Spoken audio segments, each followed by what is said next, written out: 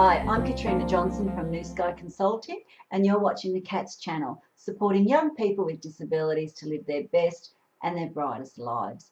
And I'm bringing to you today number 4 of a series of blogs and video logs sharing with you all the things that I know about the National Disability Insurance Scheme. Now, so far we've talked about what are the changes under the National Disability Insurance Scheme. We've talked about what it is. We've also talked about what people and families can start to do now to get themselves ready for the National Disability Insurance Scheme. I spent a little bit of time talking about the fear and the uncertainty that surrounds the changes, and how we can let ourselves be guided and polarised by that, or how we can choose to see the National Disability Insurance Scheme as an opportunity, and how we can actually move forward and get excited about the possibilities and how it can actually really do good things in supporting people with disabilities and making changes in their lives. So today the topic is really about one of those areas where you can start to think opportunities and you can start to get excited about the possibilities. Today we're going to be talking about what I think is also the most important part for you, and that is getting ready and planning for the plan. So I'm a planner. I set goals for myself every new year. I sit down with a pen and paper. I get a nice journal that I really like, and I have some key subject areas. Things like I look at family, I look at work, I look at my home, and I look at my health, well-being, and I look at my spirituality.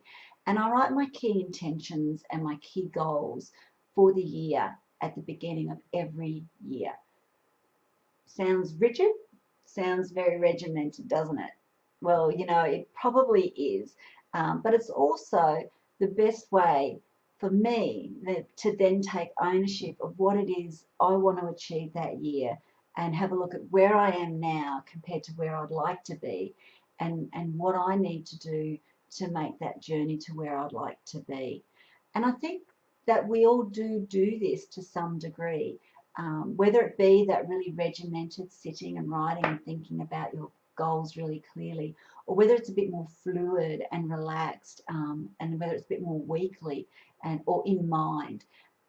The point is that most of us don't just amble through our day-to-day or our weeks, months or years, or our life. We actually do plan to some degree.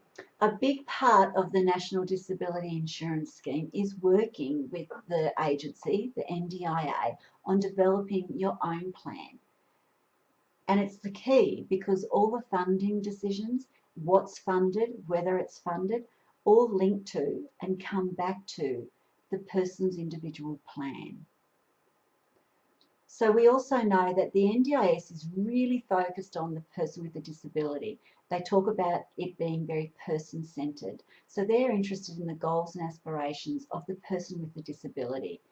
And they're going to look at the plan from that aspect. And that's why the plan also becomes really, really important. So the more the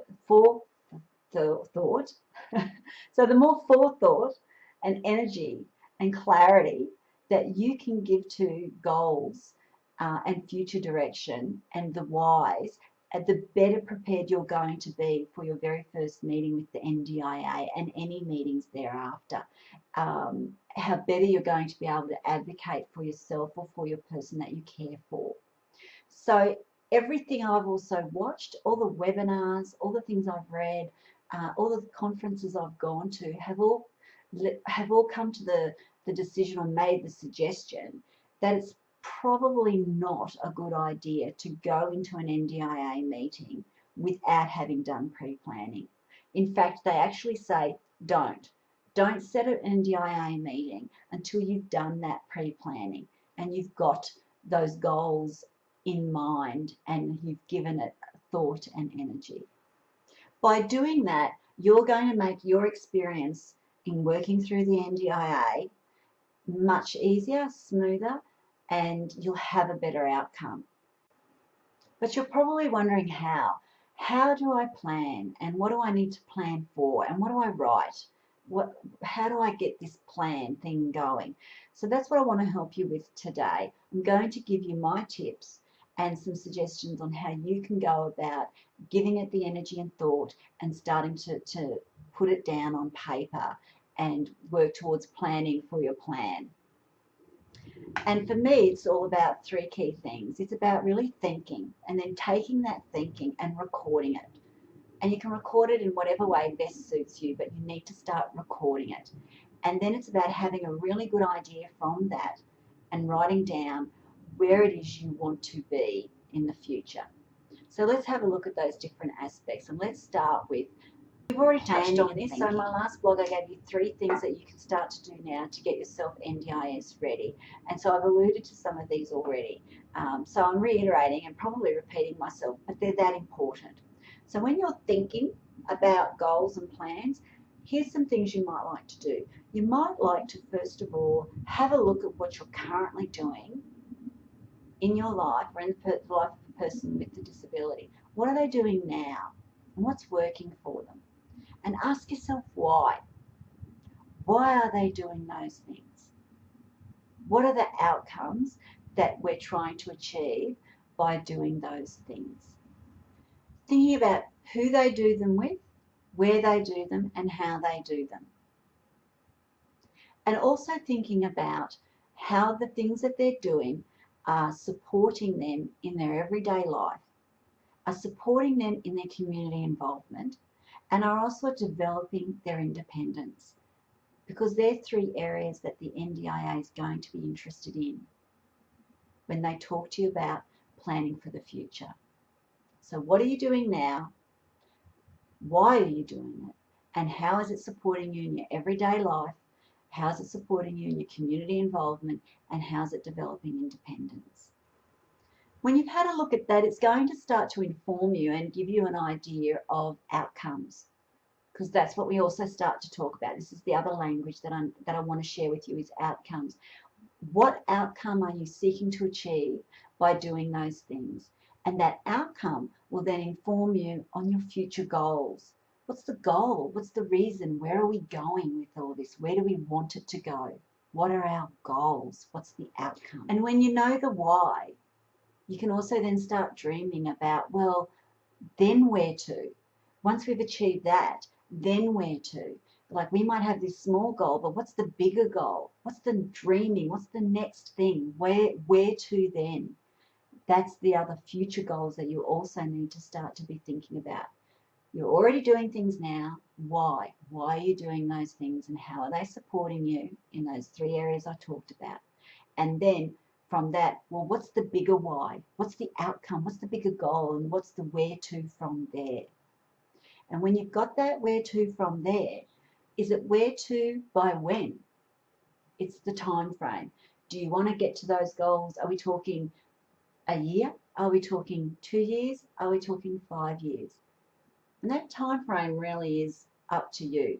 Are we looking at goals for a year, 2 years, or 5 years? No one expects crystal balls.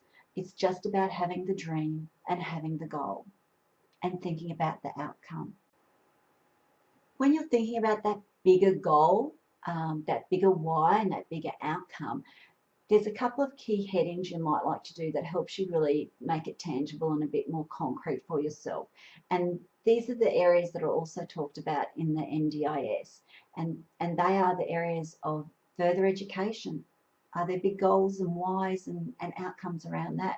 Employment or vocational activities, whether it be volunteer work, paid employment, or just gaining some vocational skills and experience. The other area is social participation. So what is their engagement in terms of developing friendships and relationships and recreational aspects and goals? Independence is another area. Are there areas in life where they're trying to develop more independence to help them in their everyday activities? Is it around being able to have more life skills in certain aspects? Or is it around using public transport? So we're talking skills development and independence. Could be that the goals around living arrangements. Is it about where they're going to live in the next 5 years' time? Do they want to remain in the family home with mum or dad or who their primary carers are? Or do they have goals around living outside the family home, living in their own home, and what that will look like? And the other area that you might like to put some headings on is their health and well-being. So what are some health areas that they need to be looking at, or well-being areas where they need to develop physical, spiritual, those sorts of things. So there's some key headings that you might like to put down and start thinking about, what am I doing now in those areas, and how's it supporting me, and what are the whys behind it, and the bigger where-to goals of the reason why. So then you've got your goals and your why. You've got your bigger goals, your bigger whys, the bigger where-to next. Think about then what they're doing now in terms of the service models. How are they being supported in those now? How's that working? And by service models, I mean, is it centre-based? Is it small group? Is it large group? Or is it very individual? And when you're looking at the bigger goal that you've identified, what will be the best service models for the achievement of that? Equipment is another thing you might want to make notes about in relation to the goals you've identified. So to help me to achieve that bigger goal, that future goal, is there specific equipment that I will need that will support me to achieve that goal? It could be something around communication aids. It could be something around computers, or a wheelchair, or, it's very individual. What equipment goals do you have that will help you reach that? And finally, when you're looking at your bigger goals, your where-tos, your dreamings, transport. Figure in some thoughts around transport. Are they going to need support to get to and from places to help them achieve that goal? How is the transport going to be provided? By whom? And when? And how? So they're key areas to think about, the how-tos in getting to those big goals.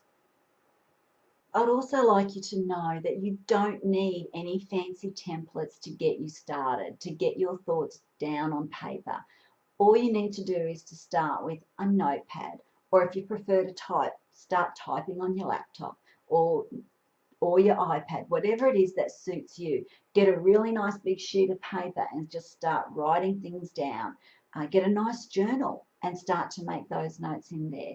The point is, you need to get started. Make a time with your other family members.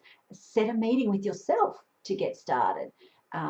Set a time aside with the person you're caring for to get started and start asking these questions and making notes. I know for some it can be really quite daunting, so what I have done is to help you get started. I've developed a really simple worksheet template called Getting Ready to Plan, and it's like a table or just like a template of what I've talked about, the key headings and the things to think about, and where you can write some notes around those things. So just click on the link below to also get that, just to help you get you started. It's not hard, and it's just asking the questions and writing it down. The answers are all within you. You have all that you need to know, you have, and it's just about getting it down and recording it, getting ready for the plan, and dreaming, thinking a bit bigger, the bigger whys to what you're doing now, the bigger goals of where you want to be. So now it really is over to you to make a start. Call that family member, make that meeting with yourself, get your diary, get your piece of paper, get your computer out, download the worksheet, get started. If you really do struggle and you're accessing a service already, ask them for some help. I'm sure they will help you. I know that at CATS, we're going to be helping our families and our young people with specific planning tools coming into the future. So I'm quite sure that any service that you are currently using will be able to give you some guidance. And if you're still struggling, download my free ebook below, because I do give a free consultation that may be able to support you and assist you as well. So that's all from me today. I hope that this helps you get started and start to sort of think of the bigger why behind what you're doing now to come up with those goals and dreams and outcomes that you'd like to have into the future. Let me know down below how you like to plan. Do you like to plan? Do you do notes? Do you do things, you know, once a year, or are you a bit more fluid and go with the flow than I am? I wish I could go with the flow a bit more actually, but it's not really how I roll. In the meantime, don't forget, if you're watching the YouTube, subscribe to the Cats Above and you will be able to get informed of any future blogs or information, or just some things that our young people are doing. You'll also get to know about those. Don't forget, I do have the free ebook down below, so click on it, download that, and then you've got the information we've talked about so far is all contained in there, plus a sheet of tips of what you can do to get ready. That's all today. I'll go now. Thanks for joining me. I'll see you next time. And remember, we all, every single one of us, deserve to live our best and our brightest life. Have a great week. Bye for now.